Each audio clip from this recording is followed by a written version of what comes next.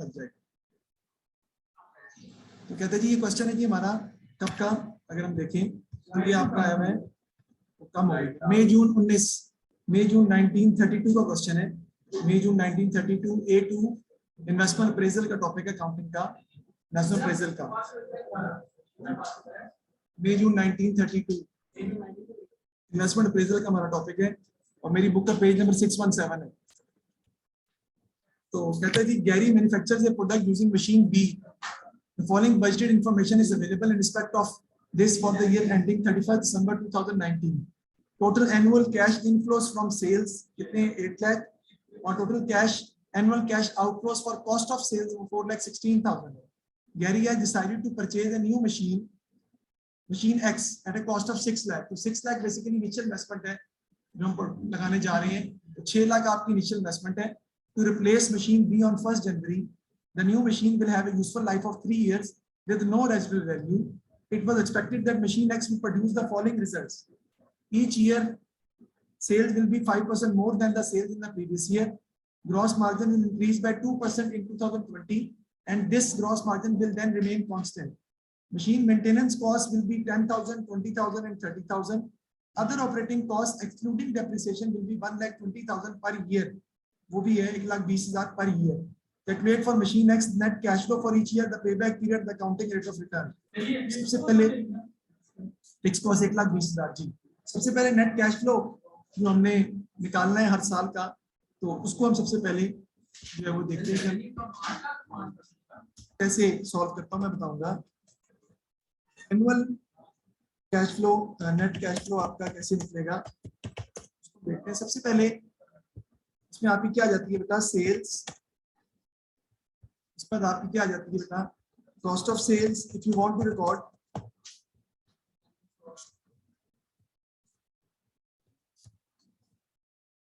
इस पर आपकी क्या आ जाती है जी, ग्रॉस प्रॉफिट। उसके बाद इस पर आपकी आ जाती है मेंटेनेंस कॉस्ट।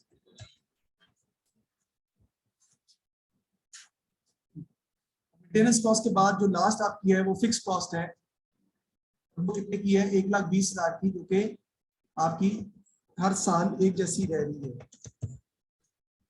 है। सेल्स है, उसके बाद कॉस्ट ऑफ सेल्स है, ग्रॉस प्रॉफिट है या मार्जिन आप कह लें, जो भी कह सकते हैं, लेकिन कॉस्ट ऑफ सेल का तो कंट्रीब्यूशन नहीं होगा, सारी बात है, ग्रॉस प्रॉफिट ही लिखेंगे उसको। फिर मेंटेनेंस कॉस्ट और अदर ऑपरेटिंग कॉस्ट। मैंने फिक्स कॉस्ट लिख दिया, मैं इसको मिटा के सही कर रहा हूँ, यानी कि जो लिखा हुआ है वही लिख रहा हूँ, अदर ऑपरेटिंग कॉस्ट। अब देखते हैं, सबसे पहले हमारा आ जाएगा ईयर 1, 2, 3, 4, निकल 3 साल में शायद 0 नहीं आएगा, क्योंकि मैं एनुअल नेट कैश फ्लो निकाल रहा हूँ। मैं इस वक्त एनपीवी फाइंड करने की कोशिश नहीं कर रहा, सिर्फ कैश फ्लो निकाल रहा हूँ 1, 2 और 3 के। और ईयर 1 के अंदर तो सारा, सॉरी ईयर 0 के अंदर तो होता ही आउटफ्लो है, सारा का सारा नेगेटिव होता है, जो कि 6 लाख का है इस साल में, क्योंकि मशीन भी हम परचेज कर रहे हैं जो कि 6 लाख की है। अब सबसे पहले हम देखते हैं कि ईयर 1 में जो है वो हमारी सेल्स क्या है। याद रखिएगा हमारा 2019 का क्वेश्चन नहीं है, हमारा क्वेश्चन 20, 21 और 22 का, तो 20 से स्टार्ट हो रहा है। तो सबसे पहले आपको निकालना पड़ेगा, वो कहता है each year sales will be 5% more than the sales in the previous year. तो 2020 में सेल्स कितनी होगी, 8 लाख का निकालेंगे आप 5% और आप ऐड कर देंगे 8 लाख में, तो आपकी सेल्स कितनी हो जाएगी, 8,40,000। क्यों, क्योंकि 8 लाख का 5% आता है 40,000 और वो सेल्स 2019 के मुकाबले में सेल्स 40,000 बढ़ जाएगी, तो 8,40,000 सेल्स आपकी बनेगी। अब वो कहता है जो ग्रॉस प्रॉफिट है वो 2% आपका बढ़ जाता है। इस वक्त ग्रॉस प्रॉफिट कितना है बेटा, वो आपको निकालना पड़ेगा कि इस वक्त ग्रॉस प्रॉफिट कितना है। कैसे निकालेंगे इस वक्त ग्रॉस प्रॉफिट हम, 8 लाख माइनस 4,16,000 कितना आता है जी, 8 लाख माइनस जी, आपका जीपी आ जाएगा 384,000। आप जीपी की परसेंटेज निकाल लें, ग्रॉस प्रॉफिट परसेंटेज क्या होगी आपकी, GP over sales 384,000 divided by sales 8 lakh multiplied by 100। तो आपकी ग्रॉस प्रॉफिट रेशियो आ जाएगी 2019 की, जो कितनी आती है 48%। वो कहता है अगले साल आपका जो ग्रॉस प्रॉफिट की परसेंटेज है वो 2% क्या हो रही है, बढ़ रही है। इसका मतलब है आपका जीपी मार्जिन ईयर 1, 2 और 3 में या 20, 21 और 22 में कितना हो जाएगा, 50% is going to be your gross profit margin. दोबारा रिपीट कर रहा हूं, अगर आप देखें क्वेश्चन में 8 लाख की सेल्स है 2019 की, cash inflows from sales, cost of sales 4,16,000 की है, माइनस करें 8 लाख माइनस 4,16,000, ग्रॉस प्रॉफिट आ जाएगा 3,84,000। ग्रॉस प्रॉफिट की परसेंटेज निकालने, gross profit over sales into 100, वो आती है 48%। कहता है जीपी मार्जिन इंक्रीज कर रहा है 2% इन 2020 और फिर सेम रह रहा है। इसका मतलब है जीपी मार्जिन 19 में था 48%, उसमें 2% का इजाफा हुआ तो 50% हो गया, और अब ईयर 1, 2, 3 तीनों में ग्रॉस प्रॉफिट की परसेंटेज 50% ही रहेगी। तो पहले साल आपकी जीपी की परसेंटेज कितनी है, 8,40,000 का 50% कितना आ जाएगा, 4,20,000। तो कॉस्ट ऑफ सेल्स कितनी आ जाएगी, सारी बात है उसका डिफरेंस, वो भी आ जाएगी 4,20,000। तो ये आपकी जीपी आ गया। 2000 ईयर 2 के लिए निकालते हैं। ईयर 2 में 8,40,000 का 5% मजीद सेल्स इंक्रीज कर रही है, और उसका 5% निकाल के दोबारा 8,40,000 में ऐड कर लेंगे, तो ईयर 2 की सेल्स आपके पास आ जाएगी। नहीं समझ आ रही, 8,40,000 का 5% निकालने जो आएगा उसको 8,40,000 में ऐड कर देंगे, तो आपके पास ईयर 2 की सेल्स फिगर आ जाएगी। कितनी आती है, 8,82,000। इसका 50% will be your gross profit. 8,82,000 का 50% निकाल लें, ये आपका आ जाएगा 441,000, और इतनी आपकी क्या आ जाएगी, cost of sales which is equal to 441,000, which is the difference between sales minus GP. तो आपका 4,41,000 आ जाएगा। ईयर 3 का निकालते हैं, 8,82,000 का 5% निकालेंगे और वापस उसमें ऐड कर देंगे। 8,82,000 का 5% निकालें, उसमें ऐड कर दें 926100, ये आपके पास आ गया, और इसका 50% आपका ग्रॉस प्रॉफिट है 463,050, और यही आपकी आ जाएगी कॉस्ट ऑफ सेल्स जो कि आ रही है 463,050। अब एक बात मैंने आपको समझानी थी, वो ये है कि अगर मैं इसके अंदर कॉस्ट ऑफ सेल्स का कॉलम बनाता ही नहीं हूं तो मेरे सवाल पर कोई इफेक्ट नहीं आएगा बेटा। अगर मैं ये कॉस्ट ऑफ सेल्स का कॉलम नहीं भी बनाता तो मेरे सवाल पर कोई फर्क नहीं पड़ेगा। अगर ये आप ना भी बनाएं तो क्वेश्चन पर कोई डिफरेंस नहीं आएगा, जो question will still be the same, will still be correct. बना लें तब भी ठीक है, कोई फर्क नहीं पड़ेगा।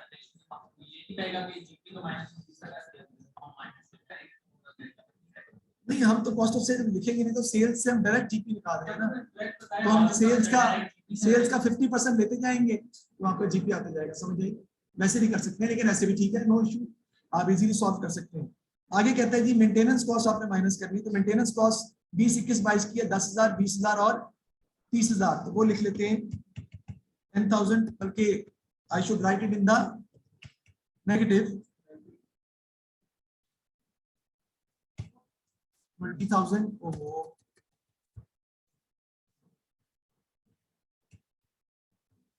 और लास्ट में आपका आ जाएगा जी 30,000। उसके बाद इसको जरा मिटा देते हैं अब हम, क्योंकि हमने काफी अच्छे तरीके से इसको अंडरस्टैंड किया है। अब सवाल को सॉल्व करने के लिए अदर ऑपरेटिंग कॉस्ट है, वो कितनी हमारी 1,20,000 की है, वो हम लिख लेंगे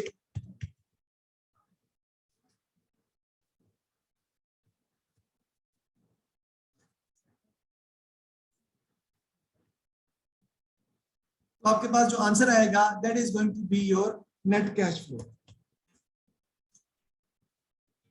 जी बताएं जी, कितने कितने आते हैं जी, 4,20,000 माइनस 10,000 माइनस 1,20,000 जी 290,000। नेक्स्ट देखते हैं जी, 4,41,41,000 माइनस 20,000 और माइनस 1,20,000। उसके बाद ईयर 3 का आ जाएगा आपका 4,630 माइनस 30,000 माइनस 1,20,000 3,13,050। अब आपने कैश फ्लोज निकाल लिए, तो असल में क्या कहते हैं उसे, एहतशाम सवाल अब स्टार्ट होगा। शरियार सवाल अब स्टार्ट होगा, सवाल हमारा अब क्वेश्चन स्टार्ट होगा। ये सारा प्रोसीजर आपने कैश फ्लो निकालने के लिए किया। और यही असल में आपको प्रॉब्लम क्रिएट करता है पेपर के अंदर। आपने कैश फ्लोज जो फाइंड करने हैं वो ही आप पे गलत निकलेंगे तो आगे पूरा सवाल गलत हो जाता है। अनफॉर्चुनेटली मार्क्स वो इसमें नहीं दे पाता क्योंकि वो सारा कुछ ही वो ठीक नहीं आता, तो इस तरह से नहीं मिलते, कुछ ना कुछ मिलते हैं लेकिन ज्यादा नहीं। इसमें कैरी फॉरवर्ड कैसे हो सकता है आप सोचो ना। हाँ तो फिर नंबर कुछ ना कुछ मिल जाएंगे आपको, यस मिल जाएंगे। लेकिन होता असल में ये है कि बच्चे जब निकाल रहे होते हैं तो उनका दिमाग खराब हो जाता है और वो वहीं पे आके सवाल छोड़ के आ जाते हैं कि सर पता नहीं समझ कुछ नहीं आई। पेपर का प्रेशर बहुत होता है और बच्चे बिल्कुल कंफ्यूज होके पेपर अटेम्प्ट ही प्रॉपर नहीं कर पाते। मैंने तो ये ऑब्जर्व किया है P3 के अंदर स्पेशली बहुत ज्यादा कि आपके नर्व्स बड़े स्ट्रांग होने चाहिए पेपर 3 सॉल्व करते वक्त, तो फिर आपका पेपर अच्छा हो जाता है। बिल्कुल बिल्कुल आपने सही बताया जी। आगे चलते हैं हम। Net cash flow for each year निकाल लिया था, पे बैक पीरियड आपने निकालना है तो पे बैक पीरियड हम निकालते हैं इसका।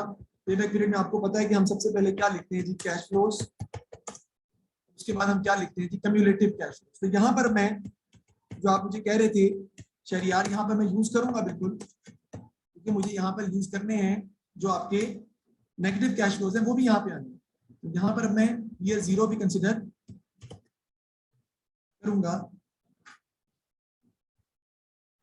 ईयर 0 में आपका जो इनिशियल इन्वेस्टमेंट हो रही है वो अगर आप क्वेश्चन में देखें तो 6 लाख की इनिशियल इन्वेस्टमेंट है जो आप मशीन बी पे कर रहे हैं। तो ईयर 0 में आपका कैश आउटफ्लो है 6 लाख का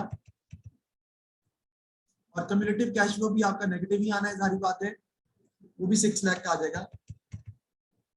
पहले साल ईयर 1 में जो कैश इनफ्लो आपको मिल रहा है वो मिल रहा है 2,90,000 का, वो बेटा माइनस कर देंगे 6 लाख में से, तो बाकी अमाउंट आपकी बचेगी जो नेगेटिव है आपकी, यानी कि जो आपने अभी भी रिकवर करनी है। How long will it take to recover initial investment, that is basically your payback period. कितना आता है 6 लाख माइनस 2,90,000, 3,10,000 आपका आ जाएगा। उसके बाद ईयर 2 में 301 हमारा रिकवर हो रहा है, उसमें से 301,000, तो आपका जो नेगेटिव है आपका नेगेटिव कैश फ्लो वो आपका 9,000 का बच जाएगा। यहाँ पे हमारा सवाल रुक जाएगा, लेकिन ईयर 3 का आपने कैश इनफ्लो लाजमी लिखना है जो कि है 313,050। अब इसको सॉल्व करते हैं तो आपका पे बैक पीरियड कितना आएगा, एक तो 2 इयर्स कंप्लीट है बेटा, 2 इयर्स प्लस आप इसमें करेंगे 9,000 डिवाइडेड बाय 313,050 मल्टीप्लाइड बाय 12, क्योंकि मैंने बताया नॉर्मली मंथ्स में निकालते हैं हम इसका आंसर, तो ये आपका आ जाएगा जी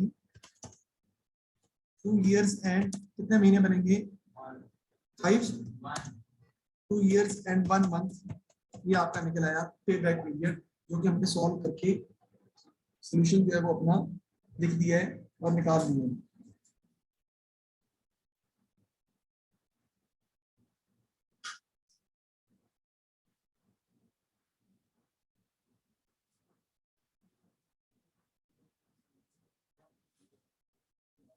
जी तो आगे चलते हैं नेक्स्ट हम। नेक्स्ट कहते हैं जी कि हमने पे बैक पीरियड भी निकाल दिया। आई कह रहा था counting rate of return to 2 decimal places, ARR आपने फाइंड करना है। तो बेटा एआरआर का फार्मूला हम जो है वो रिकॉर्ड करते हैं पहले।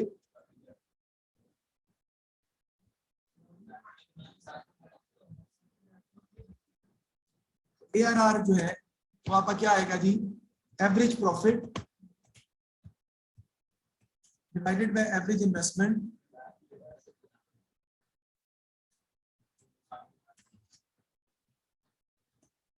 Multiplied by 100। एवरेज इन्वेस्टमेंट तो बेटा बड़ा आसान है, original investment plus disposal value divide by 2। Disposal value यहाँ पे 0 है, ओरिजिनल इन्वेस्टमेंट कितनी है 6 लाख की, तो 6 लाख डिवाइड बाय 2 करेंगे तो आपका 3 लाख एवरेज इन्वेस्टमेंट जो है वो आ जाएगी। लेकिन एवरेज प्रॉफिट निकालने के लिए हमें थोड़ा सा वर्किंग करनी पड़ेगी, और एवरेज प्रॉफिट निकालना भी कोई इतना मुश्किल नहीं है। कैसे निकालेंगे एवरेज प्रॉफिट, हम आपको पता है कि हम कैसे फाइंड करते हैं, total cash flows minus total depreciation divided by number of years. Total cash flows बेटा निकालने पड़ेंगे आपको, तो वो जरा निकालें। कौन से, यहां से 2,90,000 plus 301,000 plus 313,050। Total cash flows कितने आते हैं आपके 90,4050 इसमें से टोटल डेप्रिसिएशन माइनस कर देंगे बेटा। 6 लाख आपकी इनिशियल इन्वेस्टमेंट है, लाइफ 3 साल है, तो डेप्रिसिएशन 2 लाख ही बनेगी। 2 लाख को मल्टीप्लाई करेंगे 3 से तो दोबारा 6 लाख की आपकी टोटल डेप्रिसिएशन आएगी। तो इनिशियल इन्वेस्टमेंट के बराबर होती है टोटल डेप्रिसिएशन अगर स्क्रैप वैल्यू क्वेश्चन में ना दी हो। तो कितना आ जाएगा आपके पास टोटल प्रॉफिट? 10304050, इसको डिवाइड कर देंगे हम 3 से, तो आपके पास एवरेज प्रॉफिट जो है वो निकल आएगा। अब एवरेज प्रॉफिट फाइंड कर लेंगे, जो कितना आता है आपका 101350 आपका एवरेज प्रॉफिट आ जाएगा। अब इसको पुट करेंगे फार्मूले में।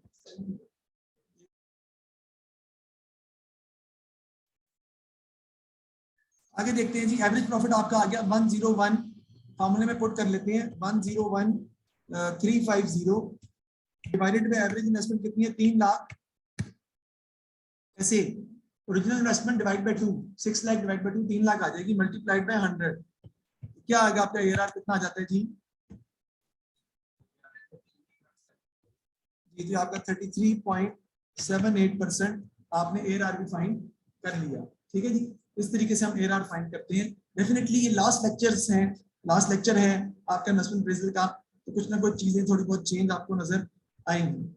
Explain, state 2 advantage and 2 disadvantage of using payback method of investment appraisal. The advantage here, it takes into account time value of money. It gives you the answer in absolute terms. Payback period does not have. Advantage क्या है? It is easy to calculate. It is simple to understand. It is very useful in case of liquidity issues when the company is facing liquidity problems. It tells you that how quickly you are able to recover your initial investment. It is break-even point in terms of time. Break-even point in terms of time. और disadvantage क्या है कि time value of money ignore करता है। दूसरा, payback period के बाद जो आपके होते हैं कैश फ्लोज में ये इग्नोर करता है। ठीक है, और cash flows can be different, the amount of cash flow can be different in different years. बाद में ज्यादा भी हो सकते हैं ना, कम भी हो सकते हैं, ये भी आप लिख सकते हैं। एडिशनल इन्फॉर्मेशन में उसने कहा कॉस्ट ऑफ कैपिटल 10% है और रेलेवेंट डिस्काउंट फैक्टर जो है वो दिए में आपको। एनपीवी आपने फाइंड करनी है, तो डिस्काउंट फैक्टर आपके सामने है, एनपीवी आप फाइंड कर सकते हैं, इसमें ऐसा कोई प्रॉब्लम नहीं है। Let's move to the next question. Next question पे चलते हैं हम, तो निकाल लेंगे ना। तो ये क्वेश्चन कब आया है? जो हमारा नेक्स्ट क्वेश्चन है बेटा, ये आया है अक्टूबर-नवंबर 2031 में। अक्टूबर-नवंबर 2031 का ये क्वेश्चन है जो हम सॉल्व करने जा रहे हैं। अक्टूबर-नवंबर 2031। तो देखते हैं सवाल में, Sameer has a business in the rare industry, समझने वाला बेटा, he is purchasing a boat and plans to start luxury river cruises. तो लग्जरी रिवर क्रूजेस जो है वो बोट खरीदी है मुहिम के फादर ने, और वो कहने के लोगों को बोट में क्रूज कंट्रोल देंगे। In his original plan which had a positive NPV, he anticipated the following revenue. Original plan में एनपीवी पॉजिटिव है और ये प्लान है आपका कि number of ticket sold year 1 में कितनी हो रही है 8000, और 100 पर टिकट आप बेचते हैं, यानी 80,000 आपको रेवेन्यू जनरेट हो रहा है ईयर 1 से, और ईयर 2 में 8,300 है और 110 रेवेन्यू जनरेट हो रहा है। He is now considering A revised plan employing local historians to accompany the cruises and give lectures on the history of the area. तो वो historians को भी साथ अपॉइंट करना चाह रहे हैं, यानी कि जो हिस्ट्री टेलर होते हैं, और वो फिर पैसे भी लेंगे अपने, सारी बात है। he thinks that this will result in 20% more tickets. वो कहते हैं 20% टिकट ज्यादा बढ़ जाएंगी। तो पहले 8,000 बेचते थे, 20% आपकी आएंगी 1,600, तो अब 9,600 टिकट आप बेच सकते हैं ईयर 1 में। ईयर 2 में भी 20% बढ़ जाएंगी। Selling price of the ticket would be 10% higher than under the original plan. तो टिकट की प्राइस भी बढ़ जाएगी, इसकी कितनी हो जाएगी 110 और इसकी कितनी हो जाएगी 120। Calculate the total revenue for each year. For the total revenue आपने निकालना है for each year for the original plan और फॉर द रिवाइज्ड प्लान आपने निकाल के दिखाना है। तो करते हैं सॉल्व इसको। रेवेन्यू हम निकालते हैं जी, इसको मैं बता देता हूँ।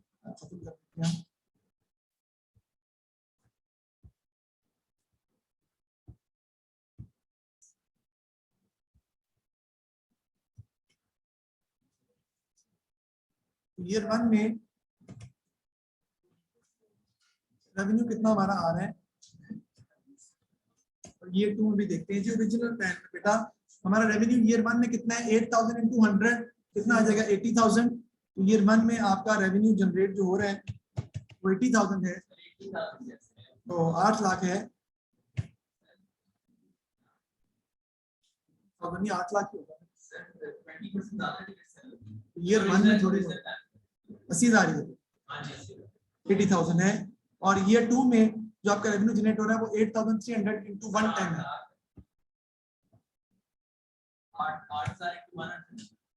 ठीक है, और ये 2 में 8,300 इंटू 110 कितना आता है जी? 913,000। ये 2 में ये आपका रेवेन्यू जनरेट हो रहा है किसका? अब रिवाइज्ड प्लान में देख लेते हैं हम। रिवाइज्ड प्लान में ईयर 1 में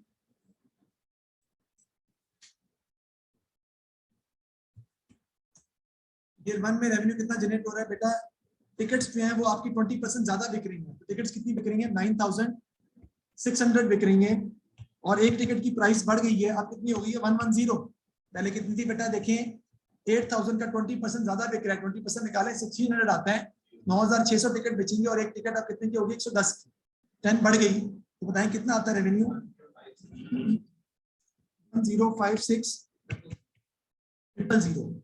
इसी तरह 8,300 का निकालें 20% और ऐड करके बताएं कितना आता है? 9,960। तो 9,960 को मैं मल्टीप्लाई कर दूंगा 120 से, क्योंकि प्राइस 110 थी पहले की, अब 120 हो गई है। 1195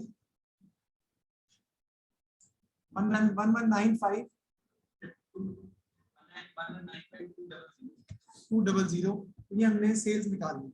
आगे कहता है जी आपने इसी तरह क्या निकालनी है? वेरिएबल कॉस्ट जो है वो आपने फाइंड करनी है। कैसे सर? कहाँ लिखा है मैं बताता हूँ आपको अभी। The majority of the running cost of the cruise will be fixed. Majority cost fixed है, लेकिन वेरिएबल कॉस्ट भी है, which are expected to amount to 30 for each ticket sold। 30 variable cost है हर टिकट पर। Calculate the total variable cost for each year for the original plan and for the revised plan। दोनों के लिए निकालना है। Original plan के लिए हम निकालते हैं 8,000 इंटू 30 कितना आ जाएगा बेटा? 2,40,000। और ये 2 में 8,300 इंटू 30 कितना आ जाएगा? 8,000 इंटू 30 2,40,000, और फिर 8,000 इंटू 8,300 इंटू 30 249,000। इसी तरह ईयर 1 में आप देखेंगे तो आप किससे मल्टीप्लाई करेंगे? 9,600 मल्टीप्लाई बाय 30, तो उसकी वेरिएबल कॉस्ट आ जाएगी ईयर 1 की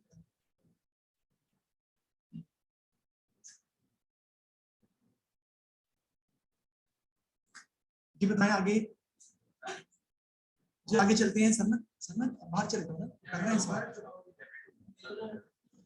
नहीं, they can guide you more properly.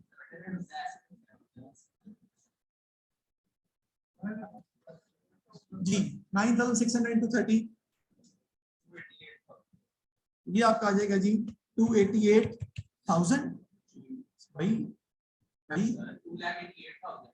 ऊपर वाला इतना ज्यादा आ रहा है, 10,56,000 आ रहा है, ये 2,80,000। अच्छा सॉरी अब 9,960 को मल्टीप्लाई करेंगे 30 से, आ जाएगी आपकी 298800। ये आपने ओरिजिनल प्लान और रिवाइज प्लान के थ्रू सेल्स भी निकाली है, और वेरिएबल कॉस्ट भी आपने फाइंड आउट जो है वो कर ली जी। 288,000 बिल्कुल नहीं निकालना, मैं आपको बताता हूँ क्या करना है। अब वो कहता क्या सवाल में, जिसकी वजह से बच्चे पेपर को सॉल्व अनफॉर्चुनेटली कर ही नहीं सके। Cost of employing the historian will add 1,25,000 per annum into the total fixed cost of running the cruise। यानी फिक्स कॉस्ट कितने से बढ़ रही है आपकी? हर साल 1,25,000 फिक्स कॉस्ट बढ़ रही है। ठीक है जी। आगे कहते हैं the capacity of the board restrict the total number of tickets which can be sold each year to 10,000। यानी अभी हम ईयर 2 के अंदर कितनी टिकटें बेच रहे हैं? 9,960।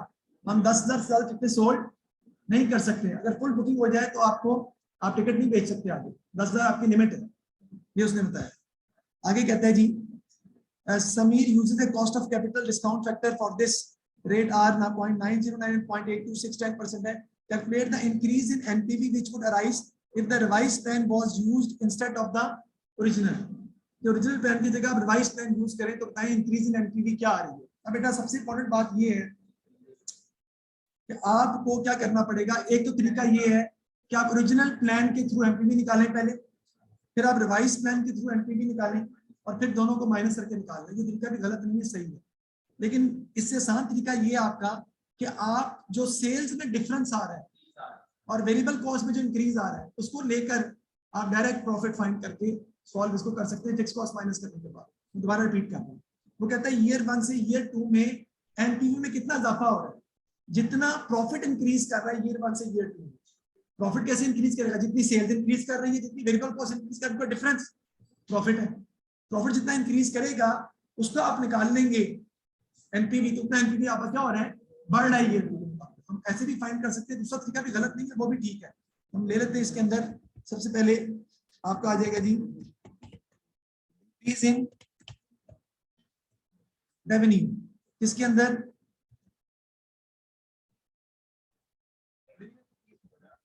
ईयर 1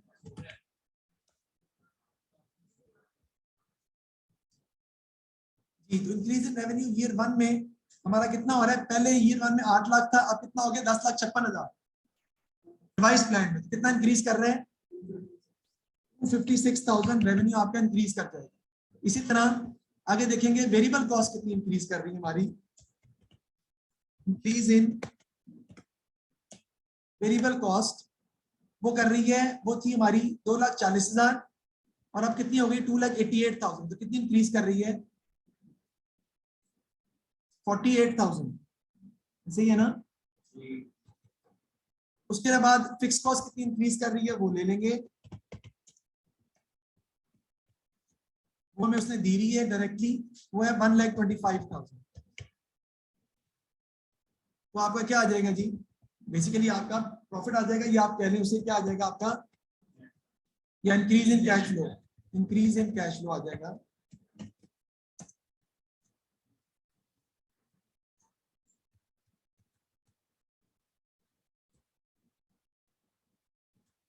तो ये बात अब देखते हैं ईयर 2 के अंदर।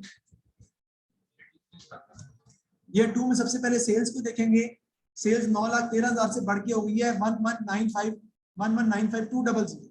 कितनी बढ़ गई है, सेल्स में इंक्रीज कितना आ रहा है पहले ये देखेंगे,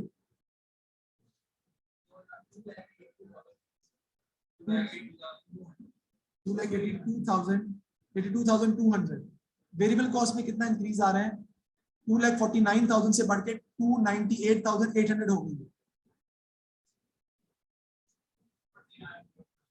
49,800।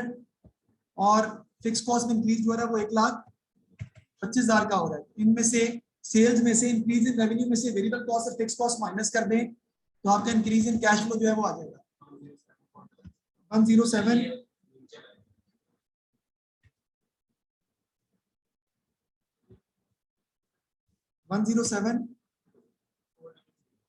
400। दूसरे का निकालने कितना आता है जी, 83,000। अब डिस्काउंट फैक्टर यहाँ लिख लेते हैं हम, जो हमें क्वेश्चन में दिया हुआ है, वो आपका है जी 0.909 और दूसरे का कितना दिया हुआ है 0.826 है, उससे मल्टीप्लाई कर देंगे तो you will get your present value, आपका प्रेजेंट वैल्यू आ जाएगी जी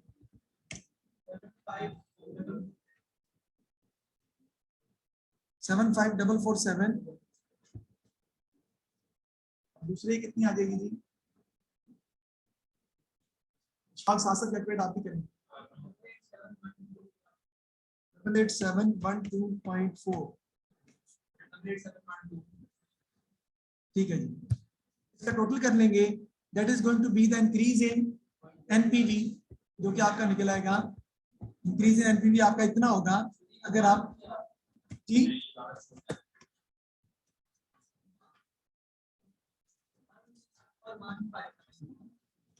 164,159, ये आपका आ जाएगा इंक्रीज इन एनपीवी।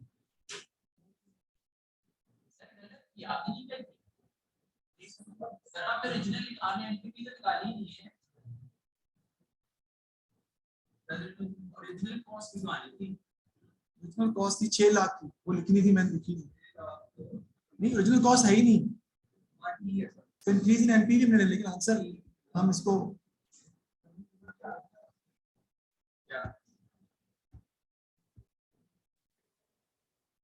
जी आगे वो कहता है calculate the increase in NPV, वो हमने निकाल के दिखा दी है, एनपीवी कितनी इंक्रीज हो रही है।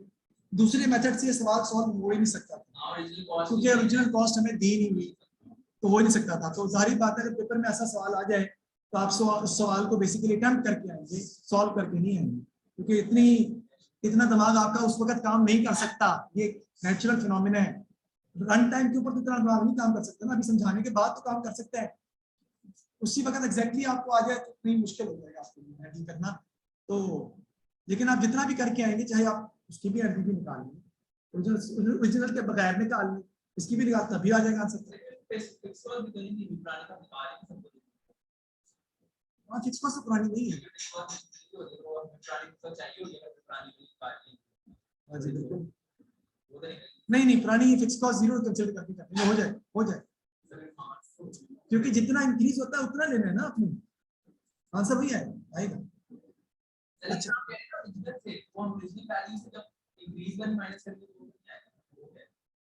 आएगा ना, अरे ओरिजिनल आप ये कह रहे हैं रिवाइज प्लान की एनपीवी और ओरिजिनल प्लान की एनपीवी माइनस करते हैं, ओरिजिनल प्लान की एनपीवी का हमारे पास फिक्स कॉस्ट नहीं, ये रिवाइज प्लान नहीं इंक्रीज करेगा। हाँ तो ठीक है, उसमें जीरो लेंगे, वही ना, यस, क्योंकि हम लेते ही इंक्रीमेंटल कॉस्ट है, मार्जिनल कॉस्टिंग में, पता तो है आपको डिसीजन मेकिंग के अंदर।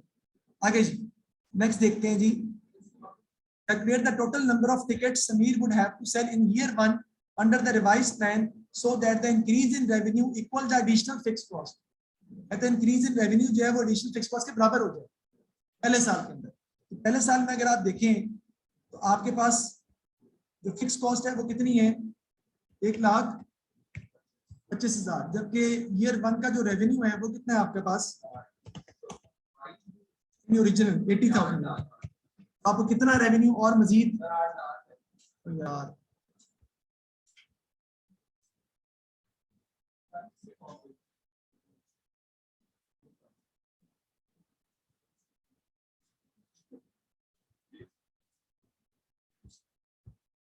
जी, इंक्रीज इन फिक्स कॉस्ट कितनी हो रही है जी,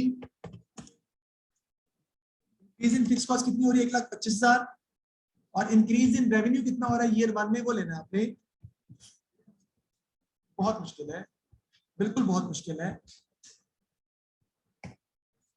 इंक्रीज इन रेवेन्यू जो है वो कितना हो रहा है, 80,000। कैसे, आपका रेवेन्यू बढ़ रहा है 8,000 यूनिट से 10 के साथ, 80,000 रेवेन्यू आपका इंक्रीज कर रहा है, समझ आई बेटा, 8,000 यूनिट्स है ना, और 10 प्राइस बढ़ रही है, 80,000 रेवेन्यू बढ़ रहा है, जबकि कॉस्ट कितनी बढ़ रही है, 1,25,000। तो हमें कितना रेवेन्यू और चाहिए कि आपका रेवेन्यू कॉस्ट के बराबर हो जाए, माइनस करें कितना आता है,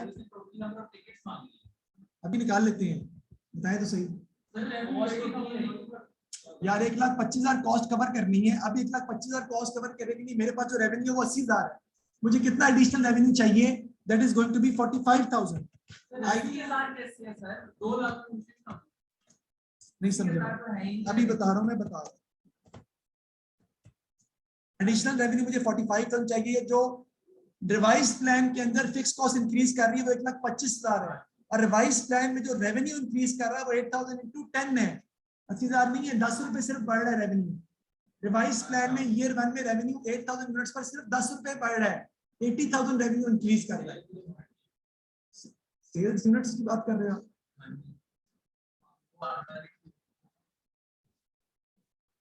देखो मेरी बात सुनो,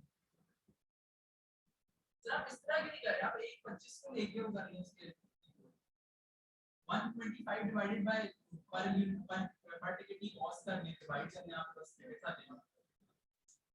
नहीं नहीं इस तरह नहीं करना था सर, मैं आपको इस तरह नहीं होगा भाई। हो जाएगा, देखिए वो कह रहा है कि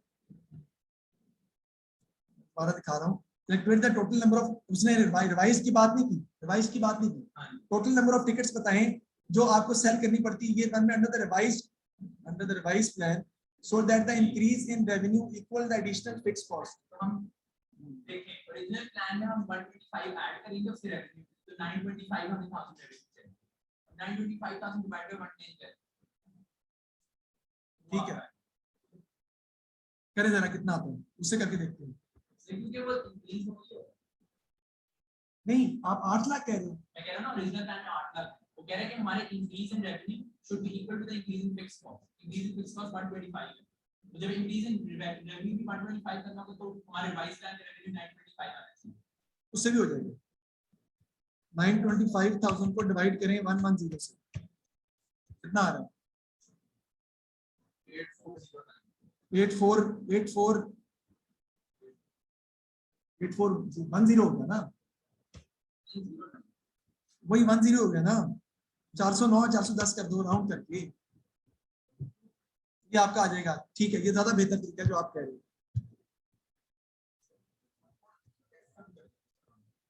वो भी हो जाएगा। इंक्रीज इन रेवेन्यू करके भी सॉल्व हो सकता है। देखिए मैं बता रहा हूँ,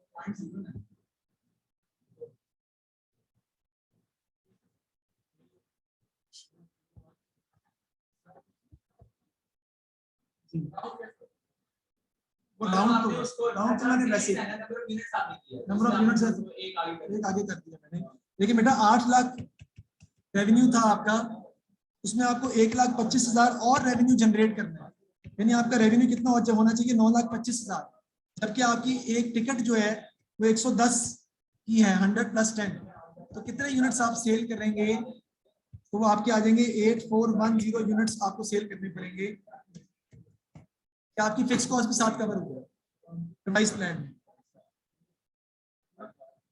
हमारा देखिए, इसको मुश्किल पॉइंट है डेफिनेटली, हमारा आपको बताता हूँ।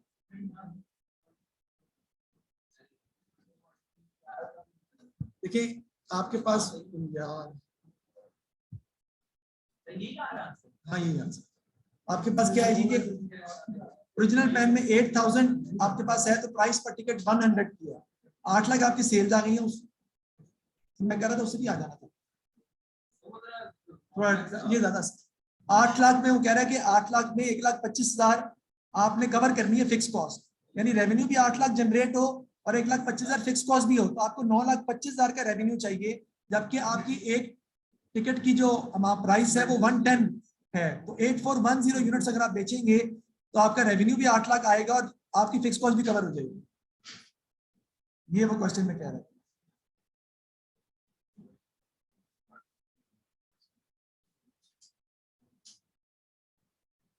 Assess any concern Sameer might have about the revised plan. Revise plan के सबसे बात है कि रेवेन्यू जनरेट आपका हो रहा है, लेकिन आपकी भाई क्या कर रहे हो? रिवाइज प्लान में आप क्या करेंगे? रेवेन्यू जनरेट हो रहा है, रिवाइज प्लान में रेवेन्यू जनरेट हो रहा है, लेकिन आपका रेवेन्यू 10,000 से ज्यादा आप टिकट्स बेच नहीं सकते। अगर आपकी फुल बुकिंग हुई हुई है तो उससे ज्यादा रेवेन्यू आप जनरेट कर नहीं सकते। 9960 पे आप पहुंच चुके हैं, एक तो ये प्रॉब्लम आपकी आई। दूसरा ये कि आपके एनपीवी इंक्रीज कर रहे हैं, ये बिल्कुल सही बात है, लेकिन आपने देखना है नॉन फाइनेंशियल फैक्टर्स के कस्टमर्स फिक्स कॉस्ट आपने इंक्रीज कर रही है, बिल्कुल आप नॉन फाइनेंशियल फैक्टर की तरफ जाएंगे कि आप कस्टमर्स आपके पास अवेलेबल हैं कि नहीं फ्यूचर में 9960 यूनिट्स के लिए भी। सप्लायर क्या कहते हैं, चीप सप्लायर मौजूद है कि नहीं, ये भी आपको नॉन फाइनेंशियल फैक्टर्स भी इसमें आपको, सप्लायर तो है ही नहीं इसके अंदर, सर्विसेज दे रहे हैं। वेरिएबल कॉस्ट आपके उस पर इफेक्ट तो नहीं आ रहा, पर यूनिट बढ़ तो नहीं रही।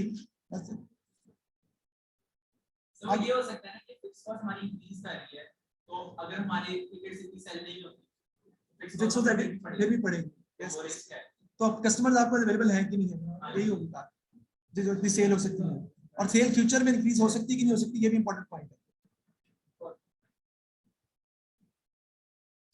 अच्छा जी, explain how sensitivity analysis helps in investment appraisal. तो लिख लें, sensitivity analysis is the ratio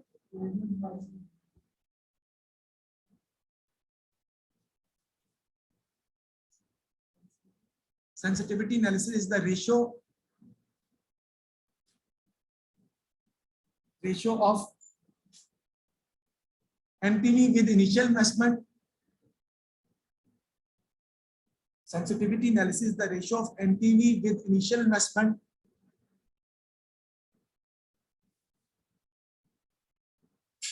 or ratio of variable cost with initial investment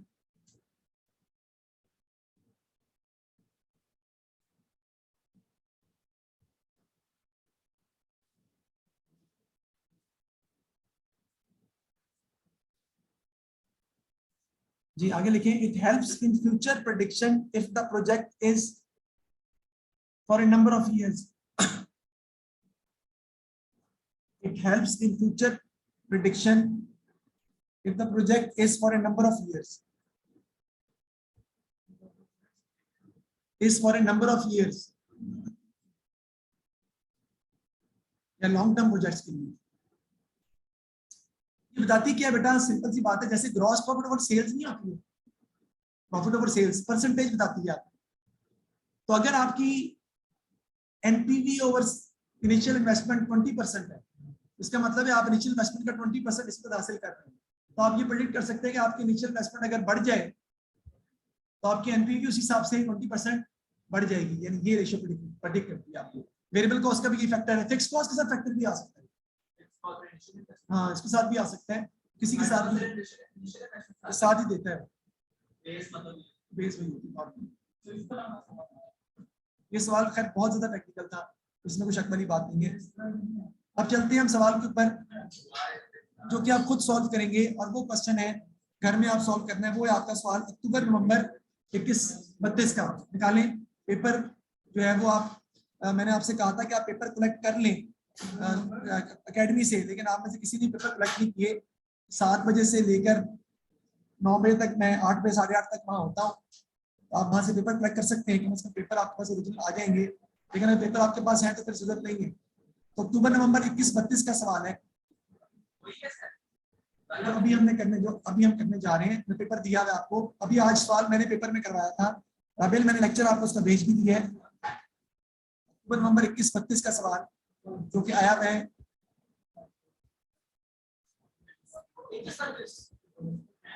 21-32 की। जी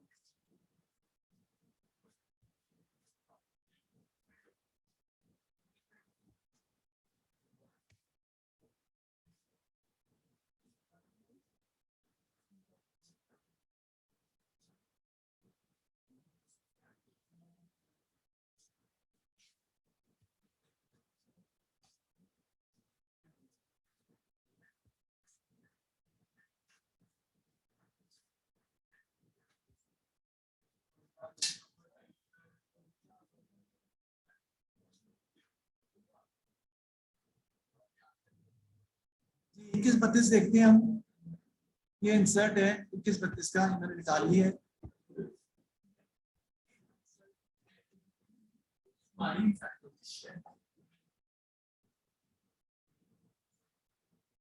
स्लो हो गया,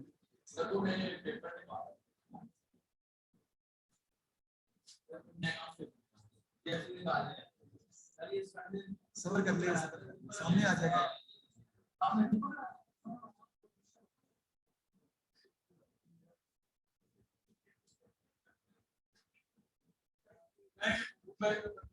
जी देखिए, सबसे पहले ये सवाल, ये कौन सा सवाल है, गलत निकाल लिया। हाँ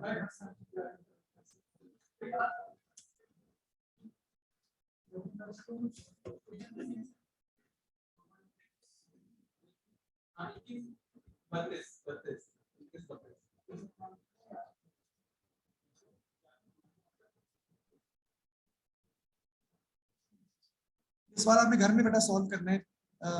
ये क्योंकि आपका ये समझ में कि आपका ये चेक एंड बैलेंस ही है कि आप इसको कैसे तरीके से सॉल्व करते हैं।